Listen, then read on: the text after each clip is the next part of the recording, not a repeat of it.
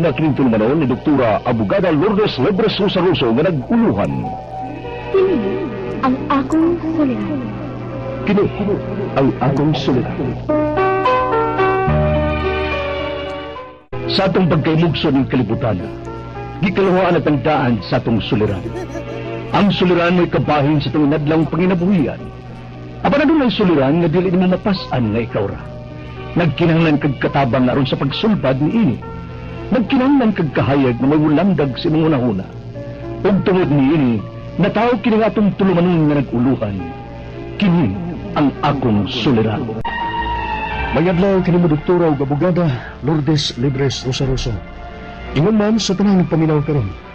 Tawagalan ko sa nga Mark. 49 anyos ang pangidaron. Kung tumidika ang kini nga akong suliran. Tuday, di ako magpuyo sa Davao City. Pagaron hinyang sabtan, ingon ini